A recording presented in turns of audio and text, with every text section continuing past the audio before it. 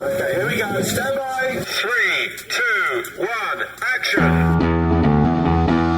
Assume nothing. Brash, bald-faced blasphemy. Question everything. I find it extremely hard to imagine. Open your eyes. It is quite all right to be an atheist. The fastest growing group of people in the country has been measured as being those who have no belief or who are atheists. You don't have to be apologetic or quiet about it. Challenge the opposition. You see religion on 100 fronts losing the argument. And start thinking. This is The Thinking Atheist Worldwide. You'll have to forgive me, I'm a little loopy today.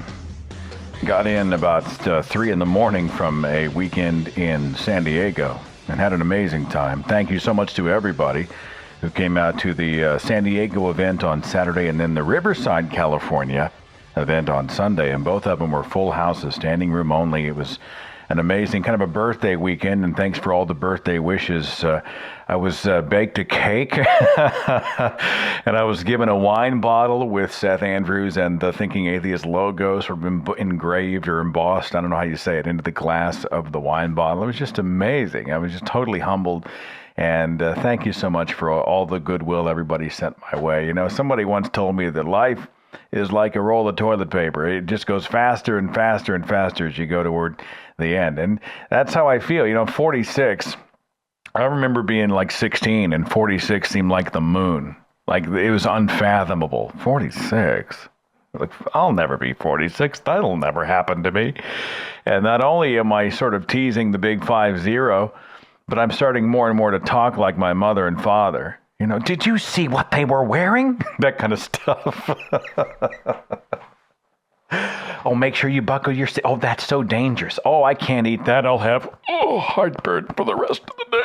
Oh, yeah, I've totally turned into my father. And I was hoping that by being conscious of it on the front end that I could prevent it. Because we all know what it's like, right? You're a child, and then you become an adult, and then you get to the point in your life when you hit sort of, and this doesn't happen for everyone, but it happens for a great many people, enough to mention. They become children again. Right? You're on the phone with your mother. And you sit there and your eyes are closed, your mouth is open, your head is cocked back, and you're just like, oh. Take a breath. The same story you heard on the phone last week or the week before, and everything revolves around either the dog, the cat, or some hideous bodily function that you don't want to know about. And I thought, if I can be cognizant that this happens, if I can maybe be self-aware enough as I approach my latter years, my winter years, I'll be able to avoid becoming that guy. And it's possible, I think. So look me up in 25 years and we'll see how we did. I must confess, with all the traveling, you know, I was gone essentially Thursday night through 3 a.m. today and jumped right back into work and then came here. I haven't done a whole lot of prep for the show. I've done some. And I'm about to leave for the American Atheist National Convention first thing Thursday morning. That's another 5 days. And so I lean to you a little bit on the podcast tonight as we sort of lighten things up and talk about religion as depicted on film, and not just in Hollywood, although we'll deal with the big Hollywood feature films, but we'll talk about just religious movies. And I'll admit that most of these will deal with Christianity because these are the films that are normally filmed in the United States, and it's been my background. And if you want to call in with another type of film that deals with other religions, you'll be able to speak to it better than me, and please knock yourself out. You know, you'd be doing me a favor. But a lot of what we're going to talk about is going to be the Bible-based films. Now, I'll tell you here at the beginning that there may be in fact, there will be spoilers. And so I will ask that if you're calling the show and you're going to give away a plot detail, you might throw the word out, hey, spoiler alert. But if you're listening tonight, you're on your own, all right? I'm not responsible if you wanted to be surprised at a certain film and you heard something from either myself or a caller that blew the surprise. And we'll get into some of the Noah films specifically and a few others that probably are less critical because they've been out so long. October 3rd, 1912, director Sidney Olcott directed and acted in a motion picture depiction of Jesus' life. It was called From the Manger to the Cross. It was shot for about $35,000, which back in 1912 would translate to about $2 million today. On Christmas Day in 1922, the Austrian silent film called Samson and Delilah debuted in Vienna, and the very next year, Cecil B. Demille released the very first incarnation of the movie The Ten Commandments. And that was also a silent film. It ran a long, especially for the time, a long 136 minutes. And its Exodus scenes featured some of the very first photography using Technicolor. Now, Cecil B. Demille, of course, was the director and producer who started his career as a stage actor back in 1900. He was a flamboyant guy, and he would build on the 1923 version of the Ten Commandments to make a biblical trilogy. The other films were 1927's The King of Kings, and then in 1932, The Sign of the Cross. And of course, we all know that Cecil B. Demille revisited the Ten Commandments in 1956, the world-famous 4-hour religious epic that starred Charlton Heston as Moses. I always think about that iconic scene where he's standing there on the end of the rock and he's got the staff and he spreads his arms out and the seas part. And it was crazy, and special effects were just, for the time, insane. And honestly, some of that stuff looks pretty damn good today. Yul Brynner was starring as Pharaoh, filmed on location in Egypt, Mount Sinai, and the Sinai Peninsula. It was the most expensive movie ever made up to that day. It became a global sensation. The Ten Commandments nominated for 7 Academy Awards, including Best Picture, and it won the Oscar for Best Visual Effects. It grossed $122 million at the box office during its initial release. Freaking huge. The most successful film of the year, the second most successful film of the entire decade for all the 50s. According to the Guinness Book of World Records, if you adjust for inflation, The Ten Commandments is the 7th most successful movie of all time. It was selected for preservation by the United States Film Registry for cultural and historical significance. Now, what's interesting about the 1956 version of the Ten Commandments is the liberties it takes with the story. In fact, in the DVD commentary for the movie, it was revealed many of the details of Moses' life left out of the Bible that were sort of colored in the film. Some of those details were found in the Quran, of all places. Other sources reportedly including Josephus and the Chronicle of Moses, and some of it was probably just storytelling and speculation. They just sort of exaggerated the characters and, how Hollywood drama goes. And that's, 4 hours of film on a relatively short story. Charlton Heston would revisit the biblical epic in 1959 in a movie directed by William Seiler for MGM. Ben-Hur, which was also a remake, by the way. The story of a wealthy prince in Jerusalem who had calamity befall his family only to find redemption and even revenge. All of this colored by the subplot of Jesus Christ's life and teachings. It became the highest grossing film of its year. It's funny, when I was in Christian school, they actually showed Ben-Hur to us in 9th grade Bible class over the course of a week. I mean, you had to show it in these small increments, and this was back when, you guys remember the old beta VHS tape war that was going on, the format wars. It was a little bit like Blu-ray versus HD DVD at the time. And beta lost. But I remember our teacher brought in a beta copy of Ben-Hur to show to all of us, and it was like a big deal. Movie day in school is always fun. Oh, there's no lecture, no homework, we get to watch a movie? Okay, I'm totally in. 1961 saw the release of a film depiction of Jesus Christ called King of Kings, starring none other than Jeffrey Hunter. Now, you may know Jeffrey Hunter, best known as Captain Pike from Star Trek. Remember the series back in the 60s? The guy who was in the little chair with wheels on it and just the head sticking out, and he could just beep the thing once for yes, twice for no. Well, actually, that was supposed to be Jeffrey Hunter, but the character was Captain Pike, who was supposed to be the protagonist in the original Star Trek series. He was going to be the Captain Kirk role. The problem was that he was such a freaking diva that he was almost unlivable. They're like, screw this. They filmed a pilot with him and used part of that pilot for another episode called The Menagerie.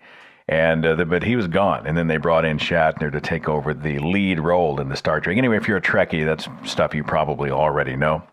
Anyway, the film was called King of Kings. Subsequent films of that decade include stuff like Sodom and Gomorrah, The Greatest Story Ever Told, The Agony and the Ecstasy. Also starring Charlton Heston as Michelangelo. And most of these religious-themed films were kind of these high-budget, lofty, even reverent representations of sacred scripture. The soaring soundtrack and sort of that stilted, stuffy, overly dramatic stage-type dialogue, you know. And then the 70s came, and the world was introduced to a rock opera adaptation of Andrew Lloyd Webber's Hippie Jesus in a film directed by Norman Jewison. Jesus Christ Superstar. You know the music, right? Jesus Christ, Jesus Christ. If you missed that generation, go YouTube it. It's worth it. In 2012, the Huffington Post ran a poll among its readers asking people to name the best Jesus movie ever made. Jesus Christ Superstar took first place. It was a highly controversial film. Not all people were fans. Film critic Michael Medved gave Ted Neely the award for worst performance by an actor as Jesus Christ, despite the fact that he had been nominated for a Golden Globe. 1970 saw the release of the film version of a book written by Pastor David Wilkerson called The Cross and the Switchblade. The pastor was played on screen by Pat Boone. The gang member, Nicky Cruz, right, he was part of the Mau Mau gang, one of the worst gangs in the area, one of the deadliest gangs. That guy was played by Eric Estrada. You know who he is, don't you? He became a huge star in the 1970s on the TV show Chips. He played Frank Poncherello. The Cross and the Switchblade represented kind of an under-the-radar genre of films. This wasn't Hollywood. This was like low-budget independent stuff. More homegrown, more cheaply shot on a shoestring, poorly acted in almost all cases. And almost always, they weren't shown on the big screen. They were sort of carted around either in smaller venues, smaller towns, smaller theaters, or they were shown in churches outright. Geez, I remember there was a Christian bookstore in a suburb of Tulsa that would have a Christian movie night like once a month. This was back when we actually used film projectors. And, we'd bring the thing in and they'd thread the film in through the projector. And the projector was so loud that you were listening to the soundtrack of the film along with it as the film was being threaded through. And I think they showed The Cross and the Switchblade one time there. It was a different film every single month. And, of course, no one who'd been to mainstream theaters had any idea these movies existed. There was kind of a weird subculture of this stuff. Certainly not the spectacle of Cecil B. DeMille. And I'll come back to the 70s here in just a second. But I want to jump ahead to 1980 and the release of a remarkably awful movie called Super Christian. All right, check out this hugely original plot line. The protagonist's name is Clark Kent, K-A-N-T. No, I'm not making it up. A mild-mannered Christian teenager, but he has a secret. Clark is actually living two separate lives. On Sundays, he's super Christian, a young man of good repute, pleasing in the eyes of God. He's living right. But throughout the week, he follows the ways of the world. And he must face the conflict within himself to discover that the Christian faith is not just for Sundays. You have to live it all week long. You must strive to be a super Christian all week long. A sequel came out in '86. Now, if you're a glutton for punishment, I think you can find these somewhere online. Somebody's probably still selling them. Like, people are paying for this stuff. It was horrible. They showed this in my private Christian high school on like a chapel Wednesday. We all went in there, and I have these, and I hope, memories they can be molded and they can change and they can be sort of altered through time. But I have this, I think he actually flew. I think they did like some sort of a green screen flying shot or something. And it was one of those horrible things where you could tell he was actually standing on a stand. I mean, they didn't even bother to tip the guy over and hang him from wires. I think he was just standing. It reminds me of a Mystery Science Theater 3000 cover of the movie Puma Man, where they did the same thing. The guy's obviously standing, but he's shot on a green screen, and they just throw a bunch of shit behind him try to make it look like he's either levitating or flying. It was horrible. It was just horrible. It's called Super Christian, and if you look it up and you're psychologically damaged by it, I'm not responsible. I'm not responsible. Let's go back to the 70s. Now, I mentioned this series of films in my book, Deconverted. And these things are honestly a hugely damaging force and have been for decades. The Thief in the Night series. It's hard for people, I think, who weren't young people in that particular time period, late 60s, early 70s, to really sort of get the perfect storm of lots of hellfire and damnation type stuff. And these films really played on that. A Thief in the Night was shot for about $60,000, came out in 1972. And again, in my high school, they brought 700 kids in and they sat us down and they showed us. There's actually 4 films in the series. Now, I'd only seen 3 of them. I wasn't aware there was a 4th. It's A Thief in the Night, came out in 72. Then A Distant Thunder came out in 1978. The 3rd film was Image of the Beast in 1981. I specifically remember there were like monsters in this film.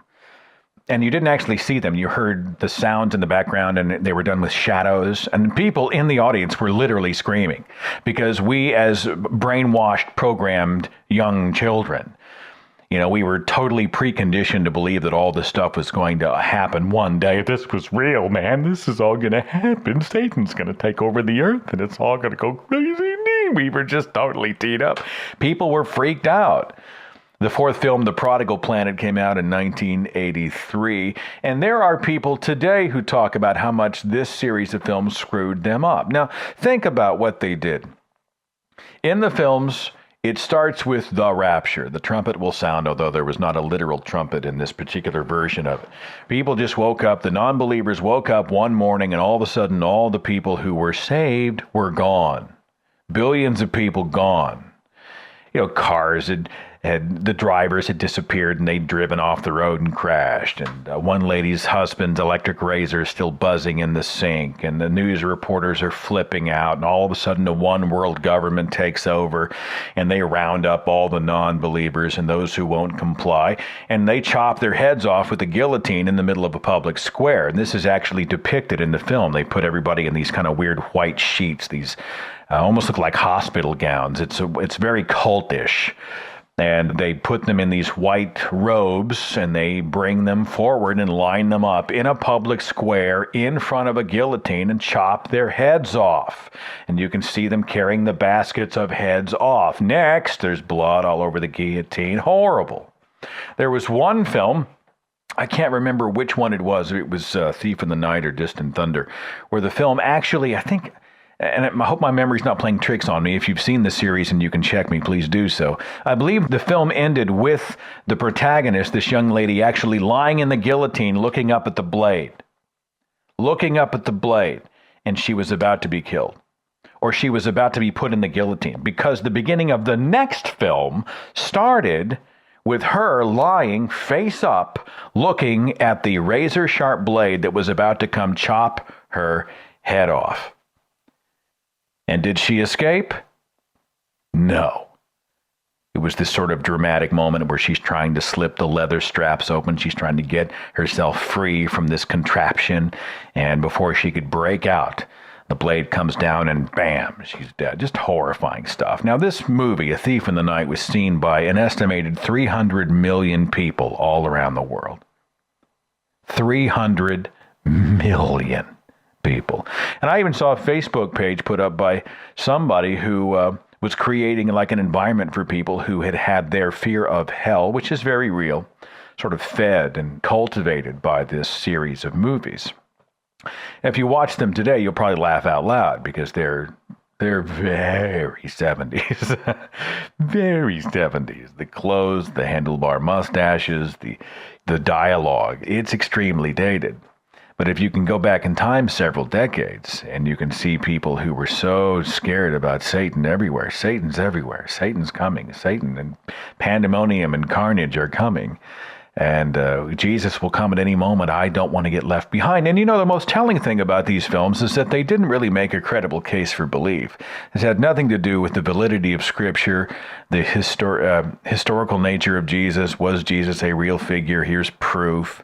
It wasn't a moral argument. It wasn't anything other than just fear. These fear pimps came out and just literally tried to scare the hell out of a generation of people.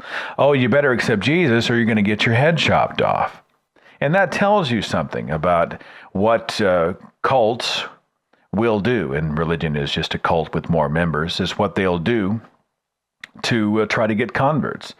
And many times to try to make money, right? It's very sensational. By the way, the Thief in the Night films sort of informed and influenced a set of future books and films.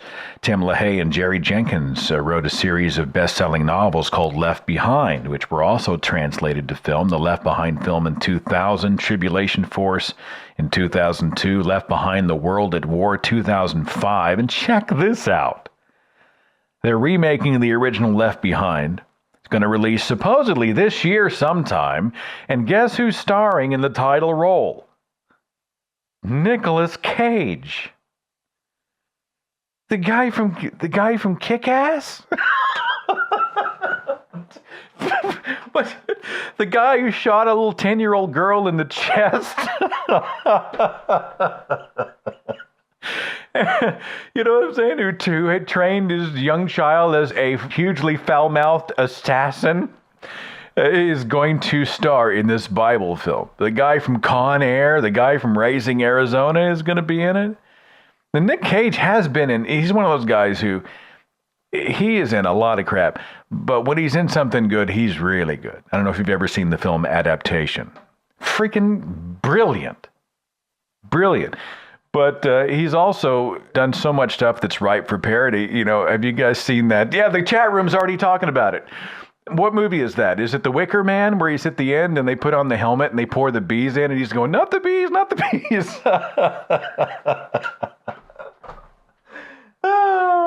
There is a YouTube video online that you must look up. If I remember, I'm going to go back and link to it in the description box of this show.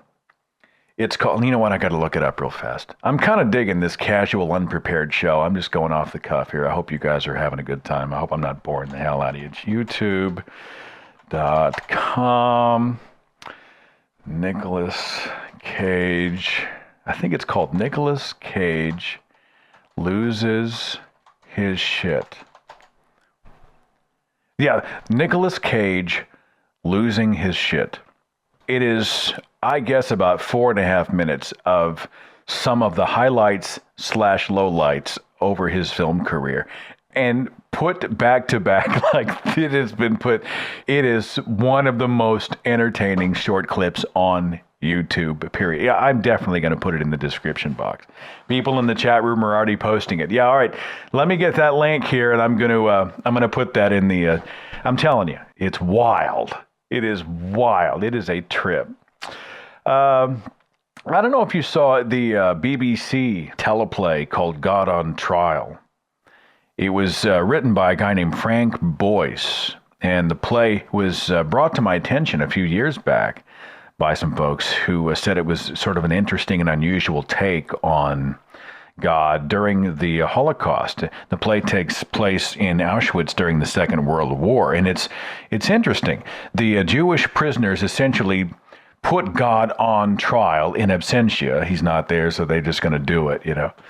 And the charge is that he abandoned the Jewish people altogether. How did all of this happen? How are millions of us being horribly tortured and executed?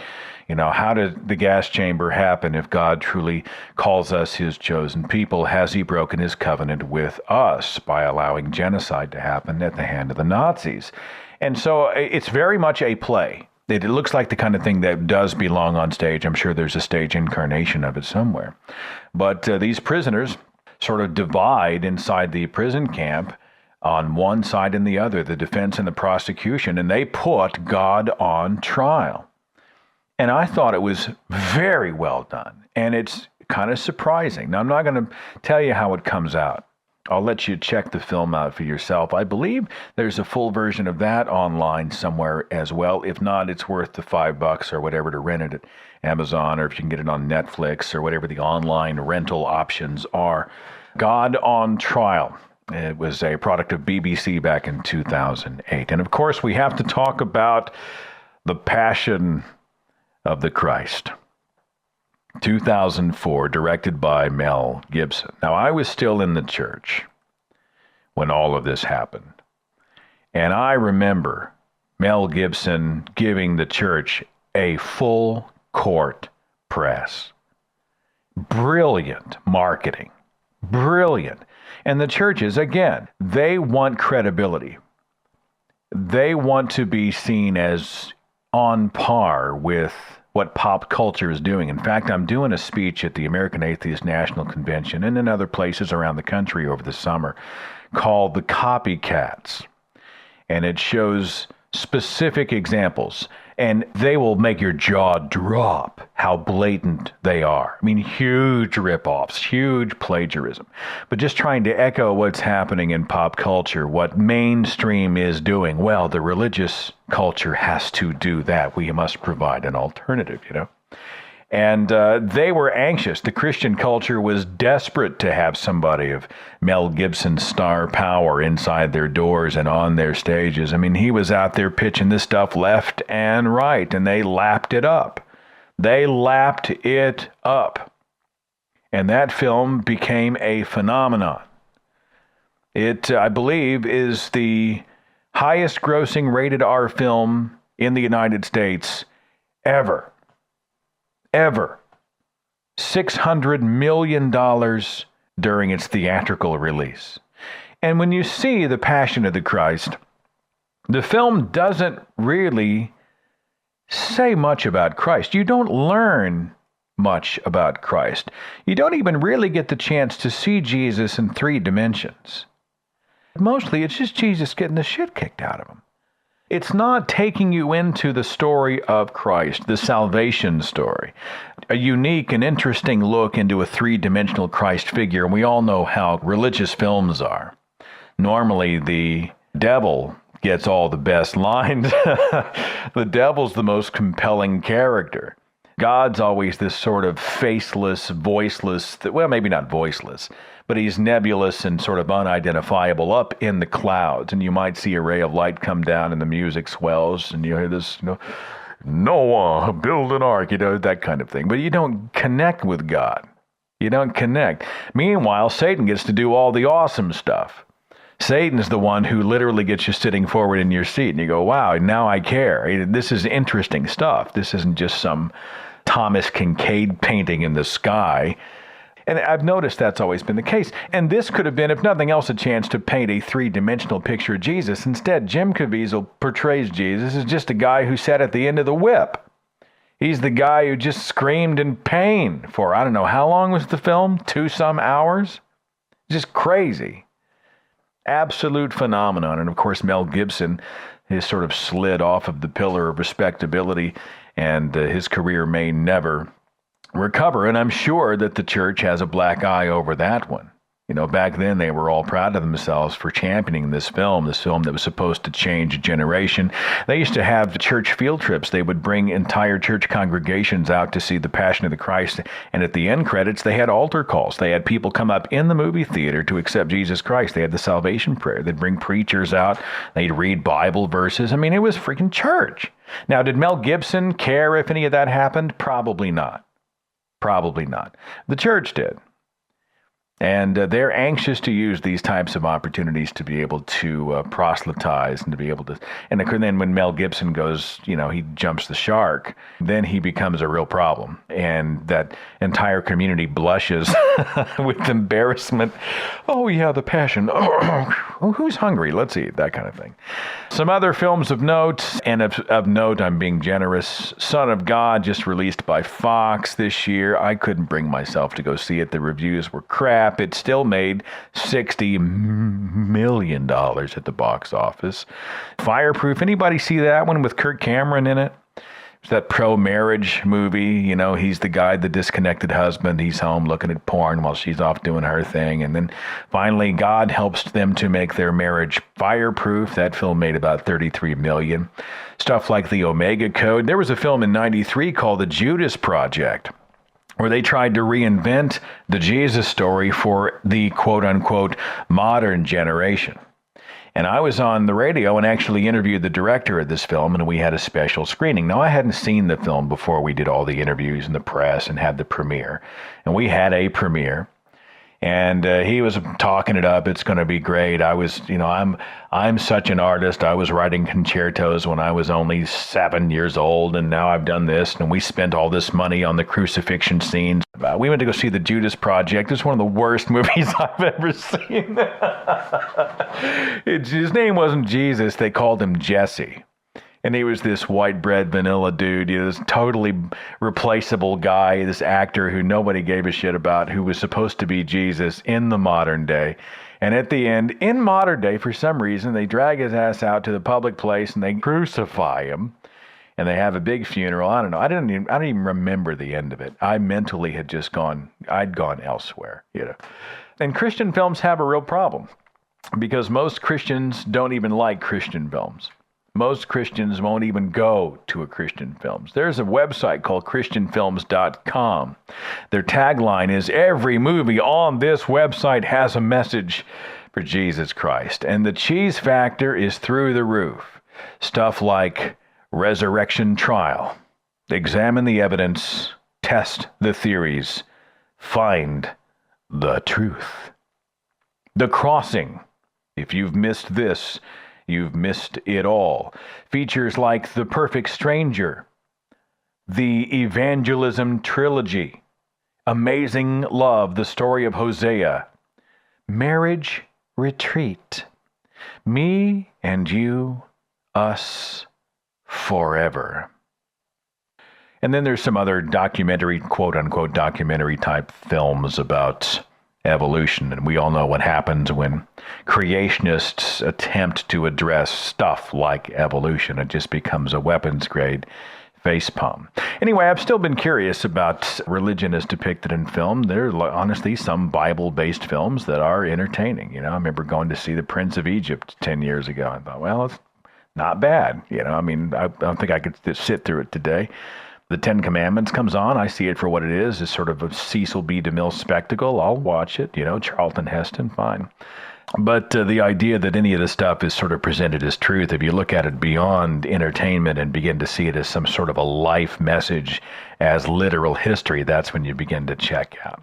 And that's what we're talking about tonight. Enough for me. Let's see what you have to say about all of this as I go to the switchboard. We'll start with area code 607. You're on the Thinking Atheist Radio podcast. Hi, who's this? John from upstate. John, what's going on? First of all, the question that I brought up in the chat room. In your opinion, do you think Rosemary's Baby would count as a quote-unquote religious movie? Well, when I think of religious movie, I tend to think that there is an underlying sort of an evangelical message. It's a proselytizing tool. So if it's a film that uses God and the devil as part of a fictional plot device, I don't call it a religious film. The Exorcist, about demon possession, this girl possessed by the devil or demons or whatnot. But I don't think of it as a religious film. I think of it as a horror thriller film. When I think religious film, I think they're going after you in some sort of an evangelistic way. I remember looking at this topic, and I remember actually thinking about, and someone just mentioned it on the chat room, The Prince of Egypt. Yeah. The DreamWorks film with Steven Spielberg, Val Kilmer, Ray Fiennes, and all that. And I remember looking back when you did the podcast years ago on the Bloody Bible, talking about how God himself hardened Pharaoh's heart. And I remember thinking when I was listening to that, it's like, you don't hear that. You don't see that in Prince of Egypt. Now, most people like to sort of omit that fact, so. But it's something that's, I think, ripe to bring up in conversations whenever it comes up. The Moses story is a wonderful opportunity to talk about not just hardening Pharaoh's heart, but the execution of the firstborn. You know, why in the world didn't God punish Pharaoh? Why did he go after innocent children?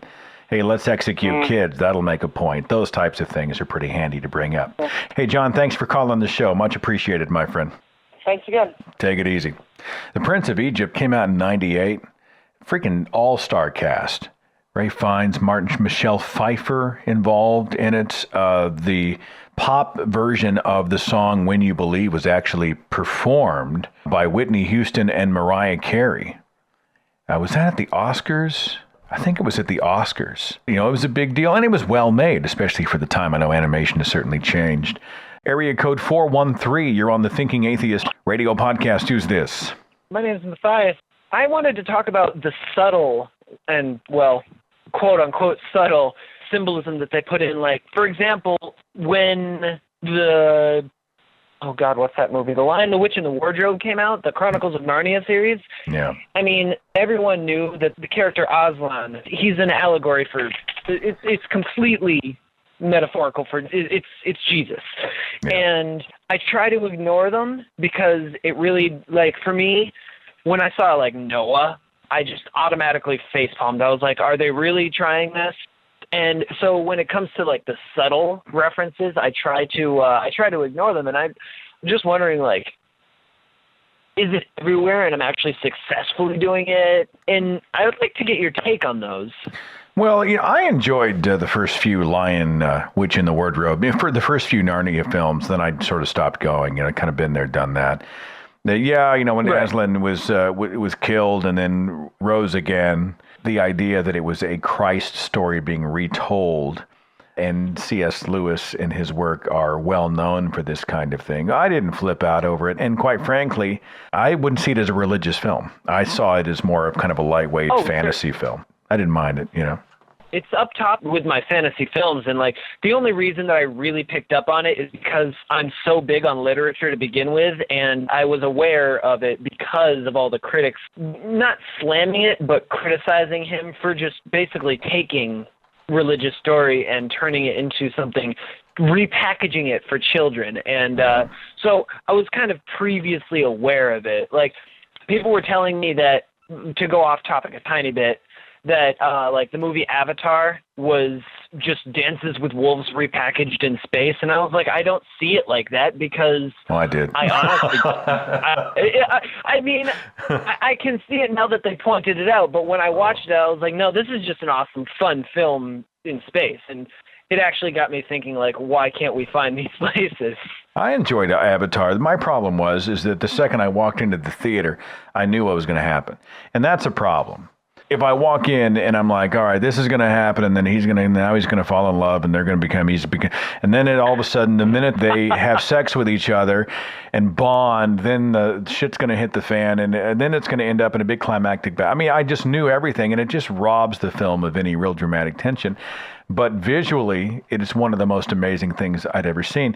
And I went there with Dances with Wolves, too. I was like, I've seen this before, but there's another film. Hey, you guys in the chat room, can you help me out? What was the film that was Avatar was almost exactly this film, and somebody on Facebook had mentioned it wasn't Pocahontas, it was something else. What was it, guys? You remember? The comment section is going to go crazy because they're going to know this, and I don't. Check in after the fact, and we'll see if we can find it. There's a film, and someone actually took Avatar and this other film and played them, sort of juxtaposed scenes from each of them back to back, and it is a mirror. Fern Gully, The Last Samurai. Fern Gully. Yes, that is exactly the one. And I've never seen Fern Gully. I just looked up the comparisons on YouTube, and it was uncanny. It was uncanny. So back to Narnia, you know, I mean, it's like, you know, when Aslan comes back and he appears to Lucy and whoever the other girl was, I can't remember. The whole time I am thinking, well, this is Jesus appearing to Mary. This sort of right out of scripture, but it didn't take me out of the experience, and it wasn't so heavy-handed that I just walked out of the theater and said, this is a bunch of crap. It's freaking C.S. Lewis. We knew it going in. So I appreciate you calling. Thanks so much. Take it easy, my friend. Thank you very much. All right, see you later. Have a good one. Yep. I've got Sky on Skype. Thanks for calling the Thinking Atheist radio podcast. How you doing? Hey, doing pretty good. How are you? I'm well. We're talking about Holy Hollywood tonight, specifically religion in film. And what do you have for us this evening? Well, I actually went and saw the movie God is Not Dead, or God's Not Dead, not only once, but to my wife's chagrin, I actually went and saw it a second time with a group of Christians. Why do this to yourself? Why do this to yourself? You know, there are some films that when you see the trailer alone is a slog to get through, let alone the entire feature film. And I thought about going just to have something to talk about tonight, and I just couldn't bring myself to go to the theater. So why twice? I totally understand. And my wife and I both had totally polar opposite views on the trailer. We both saw it. She hated it. Said she had no interest in seeing it. I was excited because I like Kevin Sorbo. I think he's a great actor, highly underrated too.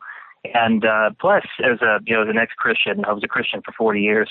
I can relate to several of the situations in the film. So taking it strictly as a piece of fiction, just a bit of fantasy, for me, no different than watching Lord of the Rings. I was able to enjoy it as a story. Laurence Olivier is a great actor. Meryl Streep is a great actor. You're saying Kevin Sorbo is a great actor? I think that people are a little bit hard on actors like Kevin. And let me tell you something about what a lot of these Christian film productions do. They do a really great job of finding quality actors whose star has faded just a little bit, people who aren't quite commanding the paycheck that they used to have. Not that Kevin Sorbo was ever huge, but, he was Hercules for years. He was in another sci-fi television series. He's really a good actor, and he's one of the most enjoyable things about the film, just watching him. Now, I'm not saying that he's a great or very accurate atheist, but as a character, as a fictional character, he's fun to watch. Every roll of his eyes, every smirk is very realistic. And the expression on his face when the girl in his class says, "What's a theist?" is priceless. I feel the same about Kirk Cameron. Now, Kirk Cameron's not a good actor, but I think, talk about a guy whose star had sort of fallen, right? He was a kid TV star, and then he sort of was fading into obscurity, and then he found this niche. Now, he may or may not be a true believer. Who really knows what lies within the hearts of men? But I look at him and I think, this guy's brilliant, right? He's playing the entertainment card. I used to be hugely famous card, and now I'm bringing my quote-unquote credibility to the religious argument card. And I see him along the lines of Kevin Sorbo and some of those other cats. I saw one of the Baldwin brothers was in some religious movie, and I'm like, if you're not Alec Baldwin, Stephen Baldwin, it wasn't Stephen. Stephen Baldwin was the dude though that he got a camper that said Jesus is Lord on it and was driving all around the country in it for a while. there was another Baldwin that was. Yeah, there was another Baldwin. The Baldwin brothers are like.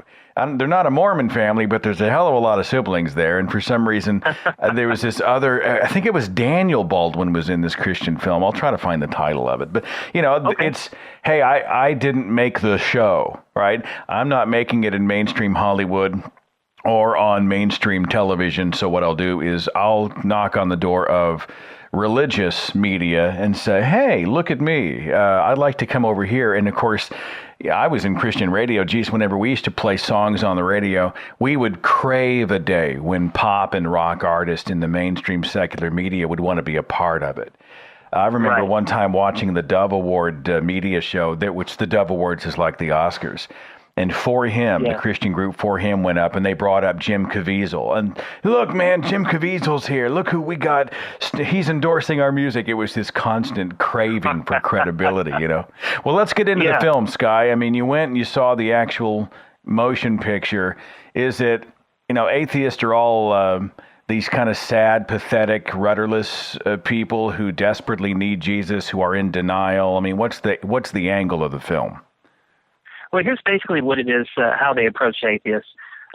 Most of the atheists in the film end up being ex-believers who are just, they've hardened their heart for some reason, and they just need the right circumstance or whatever to get brought back in the fold. Make no mistake, the film is absolutely very heavy-handed Christian propaganda. And as the film slogged on, it became a little bit harder and harder for me to take it just as fiction towards the end. It just enjoy it as a movie towards the end because it became so heavy-handed with it. ending with a big Newsboys concert with 2 full songs. You know, the show ends with a Newsboys concert. yeah. In fact, that's one of the little subplots is the Newsboys are coming to town, and there's a pretty good scene with them at the end. And I have to admit, you know, it's enjoyable watching it. I used to listen to all that stuff too. Yeah. But you know, it's a little much. It's a little much. I mean, what the film basically does is it takes some common atheist arguments against faith, attempts to deal with those, and it does it in a fairly shallow, quickly dismissive way. And then it makes 2 main theological points, which just serve pretty much to numb the mind. And the first one is that, you know, if you deny me before men, then I'll deny you before my Father in heaven. So there's the fear factor. And then they make the case, my ways are higher than your ways, my higher than your thoughts. So in other words, you can't even begin to understand, you know, why I'm not meeting your need. And this is really interesting. There are no miracles performed in the film whatsoever. There are a lot of very heart-wrenching situations, none of which come to resolution, none of them. So there's no miracles here. There's only one small hint of a miracle, and that's when, I don't want to ruin the movie for anyone, but there's this little subplot about this pastor whose car won't start. And so towards the end, you know, a missionary friend is saying, you have to have faith. Here, just go ahead and put the bags in the car. And so he goes, okay, I'll do it. And then the car starts. You know, but what I walk away from that saying is, oh, okay, God, so, you know, you'll help me start my car, but you're not going to rid me of cancer. You know, Yeah. I mean, it's silly. And then the third thing that the film does, of course, it wraps it up towards the end with, you know, just bathing you in really high emotion. The Newsboys concert, you know, I mean, I've been to several of those things before. You're just flooded with emotion, you know, praising the Lord, everything's cured, and life goes on, and God's not dead. And then at the end, I forgot this, there's a massive call to arms. Basically, they're telling everyone, you know, join the movement, text everyone you know, God is not dead, you know. And I was eating in Witch the other day, and on the wall they had a bunch of paper sacks hung up that people had decorated. And one of them said, God's not dead, and had the verse on it. So, you know, people take this kind of stuff to heart. But overall, there's one thing I like to say about all these films, because I've got a collection of several of them. Even from a Christian perspective, or the perspective of a former Christian, their presentation of the gospel is really weak. I mean, it's so shallow in a lot of these films, and the same is true here. It's never very deep. There's one situation, or there's one scene where an exchange student from the People's Republic of China asks the protagonist, he says, why are you doing this? You know, why are you challenging the professor? And he says, I like to think of Jesus as my friend. I mean, that's just kind of weak. You know, Yeah. It just comes off as weak. So, well, that's how most of, the seeker-friendly Christianity kind of goes these days. There's not a lot of deep theology. It's more the Joel Osteen stuff. You are somebody. You can be somebody. Happy, joy. You know, everything's kind of a Mentos commercial kind of deal. You know, even when I was a Christian and listened to the Newsboys, hell, I remember we did a New York promotional tour when I was at KXOJ Radio, and we did the Love Liberty Disco tour with them.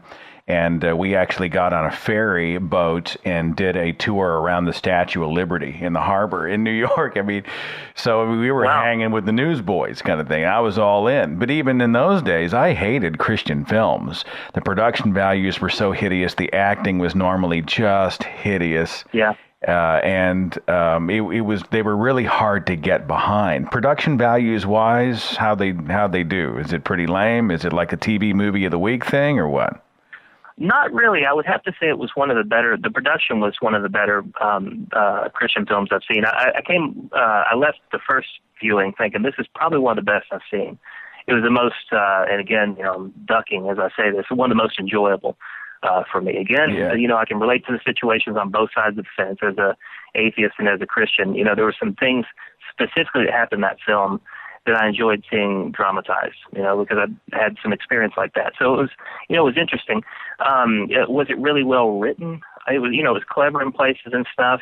It's a setup, right? It's a setup. It is a setup. Is it? Yeah. I mean, we're already deep into spoiler territory in this podcast anyway, and I've given the warning at the top of the show. But I mean, Sure. is the whole thing just a big setup? It's teed up to see this guy have the epiphany at the end, and the music swells, and he's swaying back and forth with everybody else. Is it one of those types of things? It's a story of redemption. The atheist is now born again. Yeah, absolutely. I mean, if you want to get into spoilers and stuff, basically the entire classroom gets saved, whereas he was the only one of the entire classroom.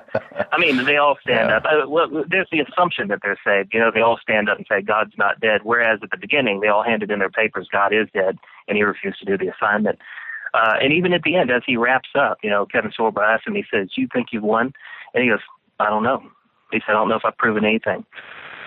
The idea that you would have to make a feature film to tell people God is not dead really does draw a circle around how effective God has been in proving himself. You got to figure with eternity in the balance, and if you believe in a literal hell and damnation and all that stuff, billions of people are not getting the message or have the wrong message or a corrupted message. The fact here in the year 2014, you have to actually make the statement, God's not dead. It'd be like me walking into a party and going, my father's not dead.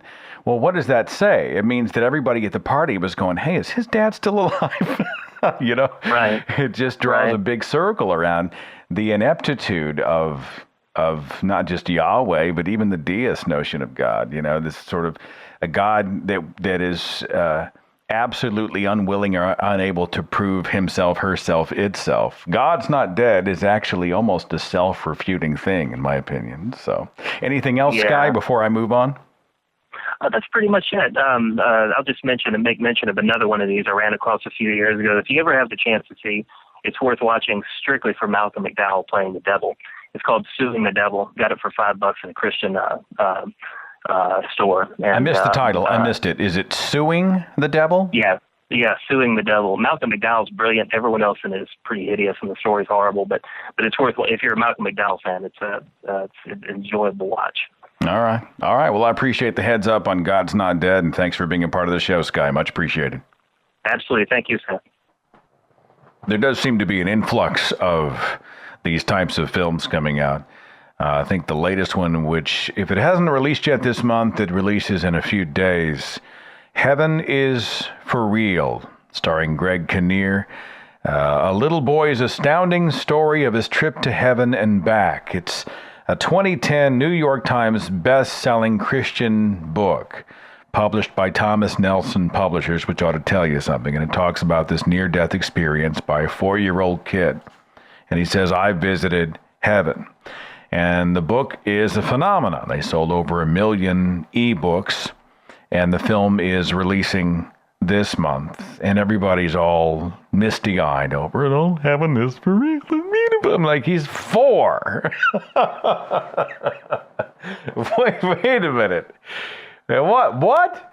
A 4-year-old child concocts a story and everybody believes it? Well, anyway, we'll have to see what that's all about. Anybody remember the Last Temptation of Christ when it came out back in 1988, directed by Martin Scorsese? Now, I'll confess, I only recently watched or tried to watch Last Temptation, and I didn't care for it at all. I just wasn't compelled by it.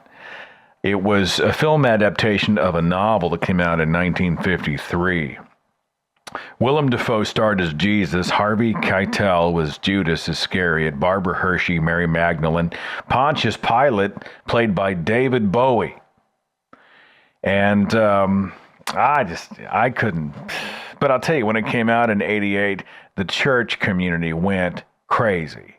Boycotts and pickets and people flipping out. And what I noticed even at the time were people criticizing specific plot points in the film, lines of dialogue in the film, without ever having seen the film. There was one I remember. God, what was the sentence? It stuck in my mind partially, where someone said something to someone about God sleeping between your legs, which may have been a reference to the fact that in the feature film, the Jesus character actually hooks up with Mary Magdalene. as I understand it. He sort of fulfills a human role. He's more human, actually, than God in the film. And so there's like a sexual thing that they have. So that may have been what that was about. But people were throwing out specific criticisms to a film that they had not ever seen, which is just bizarre. At least understand what you're criticizing before you see it. The movie actually started with a disclaimer that said, hey, we're departing from the Bible. It's not based on the Gospels. This is a Jesus, not the Jesus, whatever that might be. And Scorsese got an Academy Award nomination for Best Director. But I don't know. It was a big deal. I finally saw part of it. You tell me what you thought of it. I don't know if you caught it on, I think it's on Netflix or something like that. Let's see. Let's talk about Noah here in just a second. But first, another call. 501. Thanks for waiting. You're on the Thinking Atheist radio podcast. Who's this? Hey, this is John from Little Rock. What's going on? I'm well. What's going on, John? Well, I was a little disappointed when your last caller mentioned God is Not Dead. That's actually the film I was calling to talk about as well. Just to kind of tell you where I'm coming from, I come from a very religious family. My sister was actually the one who brought that film to my town, to the local theater. So, and my family, praised her for it and all that stuff. And I saw, I went to go see it just to kind of humor them. And, I'm going to kind of get into the spoilers a little bit more than the last caller, if that's all right. Go ahead. Fair warning. Well, the atheist character in the movie, is kind of your, I don't want to say stereotypical, but he's your stereotypical atheist where he's, just a total a-hole, and actually starts the class off with an assignment that he tells them that he will either they have to debate him in 3 debates, or he will give them a 0, or they can write God is not dead on a piece of paper and they can turn it into him and they don't have to do it, which is kind of illegal, but that's beside the point. And then throughout the rest of the film, all the atheist characters, their lives are falling apart, and all this stuff. And then it gets to the point where at the end, the atheist character, like you said, changes his mind, decides he loves God again, and then is immediately hit by a car and killed in the middle of the street. And that's the end of the film, and everybody else goes on happy living and doesn't even know that he's dead. I mean, what kind of a film are we watching here where they're, of course, expecting the crowd to stand up and cheer, this guy who's a total a-hole is now dead, and things like that? I mean, I just can't. My family was just so happy with it, and I was just kind of sickened, because they know how I stand on this stuff, and I was like, man, is that what they would do if that happened to me, Yeah. I don't know, man. Well, it all seems to be kind of a bumper sticker whenever they, people, I'm amazed at how little people on the outside really get free thinkers. It's the same thing. We talked about this in San Diego this last weekend about how someone had given me the book by Alistair McGrath called The Dawkins Delusion because it would help me come back to Jesus, and they hadn't once even read the book. It was enough that Dawkins' name was on the cover and it was anti-Dawkins, right? And we're all somehow these sheep who were going to follow Richard Dawkins off the cliff because he's now our Jesus. And the whole time I'm listening to this and I'm like, you have no idea what the free thought community is like. These people are not lining up behind any one person doing exactly what they say, how they say it. I mean, they're hypercritical. They pride themselves on skeptical living. But maybe when you are used to framing everything in the language of the church, maybe that's the only way you can see stuff like this. Someone's not a leader in the movement who's out doing good things and teaching science.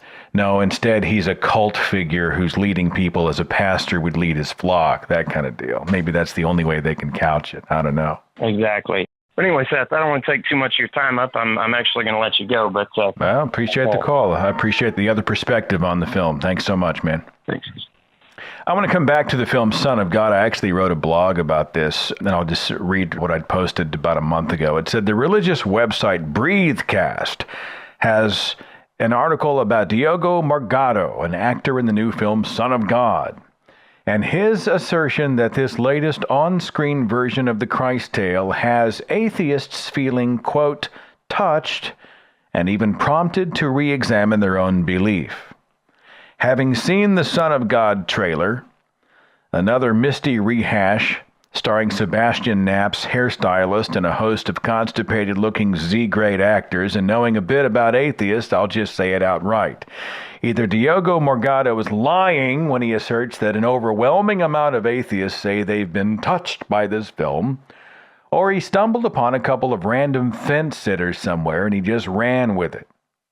Nobody who is involved with atheists and atheist communities buys the story that this cinematic holy hallmark moment would make a dent in the steamroller of scientific and historical evidence against the Jesus story and the whole of Christian scripture, or that non-believers would be melting like butter amid this film's longing gazes, sepia tones, and swooning soundtrack.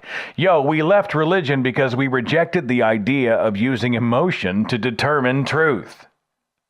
You and I have seen this before.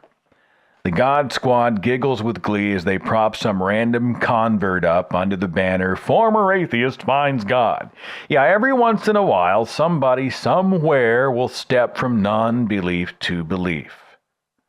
But even a cursory look at religion statistics reveals this is the exception, not the rule. And most importantly, it has nothing, zero, zip, nada, nothing to do with the evidence. Bob is now a Christian is as relevant to the examination of the facts as the local casino billboard flashing, "Bob just won $10,000 on Wheel of Fortune slots." Religion can't win on the facts, so it does what Ken Ham did at the Ham-Nye debate. It trods out poster children and says, "Hey, look who we have." Well, I've got an idea for Diogo Morgado and the Son of God producers. Hold a private screening and make it free, because I'm not paying for this shit. Make it free. Populate the entire audience with atheists. At the end credits, in front of a live television audience, survey each viewer with the following questions. Number 1, has this film changed your opinion about Christianity? 2, are you more interested in becoming a Christian? Now that would be a touching moment. I have to admit that I was critical about the Noah film when I heard about it last year, starring Russell Crowe. And the reason is that I was afraid that the church was going to do with Noah what it had done with the Passion of the Christ and even the Prince of Egypt, and I'm sure they've done it with Son of God, and they're going to do it with Heaven is for Real. They're going to hitch their wagon to these films, and they're going to use them as evangelism tools, and they're going to drag these innocent young children into the theater and tell them that what they're about to see is real, and use it as an opportunity to further sell woo and pseudoscience and lies and false history to vulnerable minds. And, when I see I saw people dragging people into the Passion of the Christ, essentially to try to get them saved. It wasn't, hey, let's go see something compelling or be even entertained and moved by a story. It was, I'm going to get this person saved into the kingdom of Jesus Christ. We're going to proselytize. And I was concerned, even though Darren Aronofsky, the director, is reportedly an atheist. I was thinking, oh, crap, here we go again. The church is going to jump all over this, and they're going to be taking people in. They're going to talk about how it's all real and how it's so beautiful. And then as we got closer and closer to the release date, I began to see what you saw. I was like, hey, wait a minute. It looks like Aronofsky's doing his own thing with the Noah story. It looks like he's treating it as you should treat a myth. You just tell the story and maybe elaborate and make it interesting for a new audience. People know the basic Noah account. It looks like he's decided to throw the rules out and kind of do something else. Well, now, hey, I'm in. And when the film released, and I was thinking the reviews are pretty good, a lot of the hugely fundamentalist churches are pissed. That's a good sign. I saw somebody go on Facebook telling people, stay away at all costs. She was very upset. Don't waste your money. It's not even close to the biblical account. This was her criticism. Well, I knew for sure I was buying an opening weekend ticket. I knew right then I was going to see it on the IMAX, and I'm glad I did. I'm glad I did, because the truth is that they treated the Noah story like you should treat a myth. It's like a Lord of the Rings. It is, you go and you decide if you're going to take the journey or not. And spoiler alert, if you haven't seen the film, you may want to skip over these last 5 minutes or so of the show. I don't want to ruin the film for you. And honestly, some people went and they hated it. They thought it was lame. I couldn't buy it. I couldn't enjoy it because I know that it is represented in the Bible, and the Bible has caused so much ill. There are some, for legitimate reasons, who honestly wouldn't go there and didn't have a good time and wanted their money back. But I went and I came out of there thinking that was a damn good movie. And the reason it was good is because it didn't treat with reverence the words of Genesis. It went in and took a character, a mythological character, and it spun it and played it and portrayed it in a way that nobody had ever seen before. It had surprises in it. Like, how do you surprise somebody with a Genesis story? How do you take such a well-known tale and create twists and turns and interesting stuff, moments of drama in it? Well, they pulled it off. There were characters in it like the 6-armed angels, those big rock creatures. Some people thought they were stupid. I thought they were awesome. Just awesome. The portrayal of Cain as king of the world in the film, fantastic. Ray Winston, just fantastic stuff. I even, to a degree, bought the animals, and we all know how ludicrous the idea of animals going onto the ark. We've been down the Noah's Ark road so many times, I won't waste your time here. But I mean, if you're willing to surrender yourself, sometimes you walk into a film and you make the decision, and am I going to go with it or not? Am I going to take the journey or not? Okay, fine. An environmentalist message, some people were saying it hit you over the head. I didn't catch that at all. Yeah, it's there, but it wasn't heavy-handed. It wasn't suffocating. It wasn't preachy. I thought it was really well done. I walked out there and I thought, great, we just treated a myth like a myth. Congratulations. This is what happens when somebody who's not hamstrung by their own faith and reverence for a quote-unquote sacred text decides they're going to tell a story. So anyway, I'm not an expert. I'm just a guy who went to the movies and enjoyed himself. But if you were holding back because you're thinking, I don't want to support a Bible-based movie, well, don't let that be the reason you don't plunk down your $9, $10, $12, $15, whatever it is, because it is worth seeing on the big screen. And if you're going to go like you would go see Lord of the Rings, or Iron Man or something like that, I think you'll probably have a good time. No guarantees.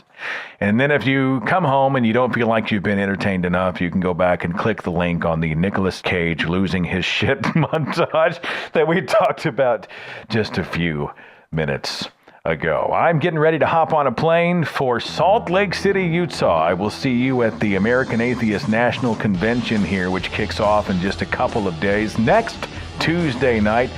The topic of the show is, I raised a religious child. What happens when you raise a child in a religion and then you walk away from your faith? Whoa, what happens then? We're going to share stories and maybe get some advice. That's coming up next Tuesday night on the Thinking Atheist Radio Podcast. Take care. Follow The Thinking Atheist on Facebook and Twitter.